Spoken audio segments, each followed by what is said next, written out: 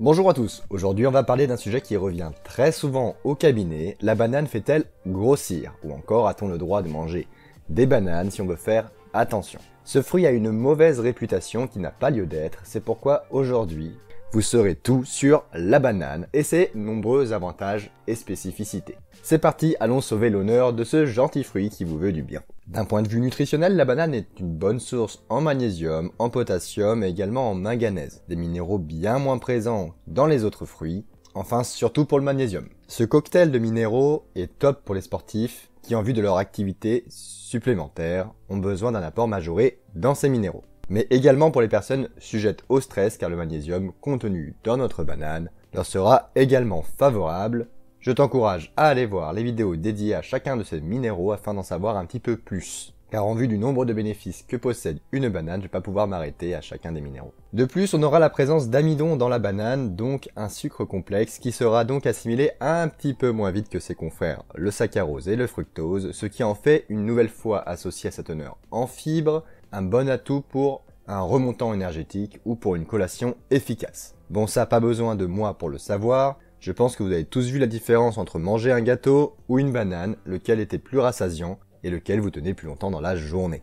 Elle aura également une bonne quantité en antioxydants, bien qu'elle ne soit pas non plus la plus chargée, mais on retrouvera donc un apport moyen en vitamine C, en sélénium, en bêta-carotène, également en quelques flavonoïdes, qui oscilleront en fonction de la maturité du fruit. Une bonne aide pour lutter contre les radicaux libres, les petits déchets de réactions chimiques ou apportés par l'environnement qui menacent vos cellules. Pour le côté utilité médicale, sa composition en fibres leur permet d'être un bon allié pour votre transit, en particulier dans les cas de diarrhée. De plus, vu qu'elle contient également du potassium, un minéraux qui diminue très vite en cas de diarrhée ou de vomissement, elle sera encore une fois un très bon atout pour vous soulager dans ces moments-là. Attention, la banane ne constipe pas non plus. Elle peut également être une aide en cas de constipation. Mais il faudra attendre une maturité un petit peu plus avancée.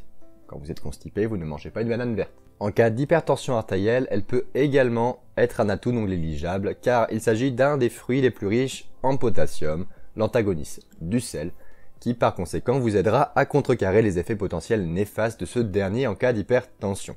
Il vous aidera également en cas de rétention d'eau si votre alimentation est de base bovin potassium et riche en sel. Comme pour le premier bénéfice, je t'encourage à aller regarder les vidéos dédiées pour en savoir plus. Tu trouveras tout ce beau monde en description. Pour les sportifs, le rapport vitamine B6 et magnésium, sa composition en glucides, en antioxydants vous donneront un bon coup de fouet pour vos activités, donc un aliment à ne pas négliger pour vous. Bon, avec toutes les préparations sportives qui en contiennent, je pense que vous étiez déjà bien au courant. Pour ses avantages cette fois-ci pratico-pratiques, il s'agit d'un fruit pas très coûteux et très pratique à emmener avec vous. Il est très facile à incorporer dans vos préparations culinaires car une fois écrasé, sa texture est parfaite pour rajouter un côté moelleux à vos préparations mais également les sucrer sans rajouter du sucre blanc. D'où sa forte utilisation dans les préparations comme les cakes à la banane, les pancakes, les crêpes ou encore les banana bread.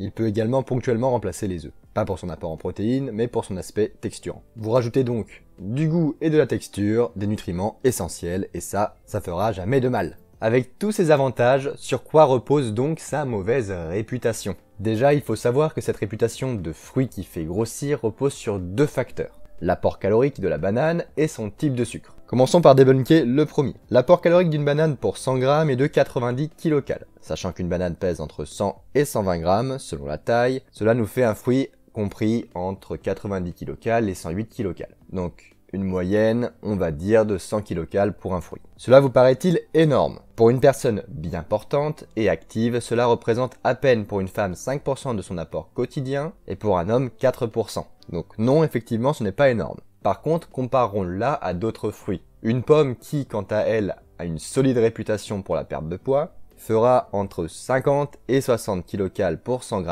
de fruits. Si on stoppe le raisonnement ici, vous allez croire qu'effectivement la banane est 2 fois plus calorique qu'une pomme. Mais là, c'est bien faux. Une pomme moyenne pèse environ 150 g et une grosse pomme 200 g environ. Ce qui représente un ratio entre la pomme moyenne en calories de 75 à 90 kcal pour un fruit et pour la grosse pomme entre 100 et 120 kcal par fruit. Donc finalement, cela équivaut à un apport d'une banane.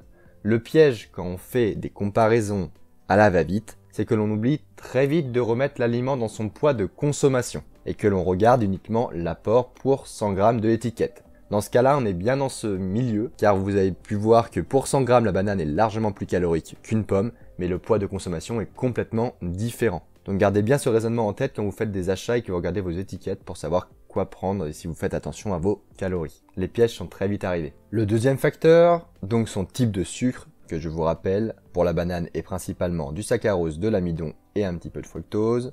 Et pour les autres fruits, ce sera principalement du saccharose et du fructose. Bon, les deux possèdent donc du saccharose, donc du sucre blanc, donc ce n'est pas ça qui va nous intéresser pour la banane. La seule chose qui différencie la banane des autres, c'est qu'elle possède de l'amidon. Et que pour la plupart des personnes, l'amidon est relié directement aux féculents standards, donc du coup, les pâtes, le riz, les pommes de terre, bref, vous l'avez compris, un raccourci est très vite arrivé. C'est pour ça qu'elle a une réputation également de féculent et non de fruits pour une grande partie des gens. Une peur non justifiée, j'espère que vous avez vu la vidéo sur les glucides, car je l'explique suffisamment à l'intérieur, cette peur ne sert à rien, car en plus selon le raisonnement classique, que vous avez déjà pu entendre il y a extrêmement longtemps mais qui n'est plus vraiment vrai, mais on préconisait toujours les sucres dits lents, donc les sucres complexes maintenant, comme l'amidon, aux sucres rapides comme le saccharose. Donc du coup il y a un non-sens complet. L'amidon est un sucre très intéressant car il se digère légèrement moins vite que les autres. C'est ce qu'on appelait autrefois donc un sucre lent. La teneur en amidon d'une banane dépendra de sa maturation. Plus elle est mûre, plus la quantité en amidon diminuera en faveur du saccharose. C'est une des raisons pour laquelle les bananes deviennent de plus en plus sucrées quand elles jaunissent, voire noircissent. Donc les bases de cette théorie que la banane fait grossir est un non-sens complet, comme vous avez pu le voir, basé sur de sacrés raccourcis et des informations. Donc oui, si vous n'avez pas de pathologie ou de contre-indication ou d'allergie, vous pouvez très bien manger une banane quotidiennement, sans aucun souci. Bien sûr, la quantité de celle-ci, comme tous les autres aliments, est adaptée en fonction de vous et de vous seul, de votre dépense, de vos apports, de ce que vous voulez faire, mais également de vos goûts. Ne vous forcez pas à manger une banane si vous n'aimez pas ça. Donc sportif ou non, hypertendu, stressé, personne souffrant de problèmes de transit ou même n'importe quelle personne bien portante, si le goût de la banane vous plaît, n'hésitez pas. C'est un aliment vraiment très intéressant avec une bonne densité nutritionnelle, donc n'ayez plus peur d'en consommer. Perte de poids ou pas, mais comme dit, ne mangez pas un régiment non plus. La nutrition reste une gestion d'équilibre et de quantité, adaptable à vous-même et à vous seul. Sur ce, mange bien, bouge bien, dors bien, tchuss!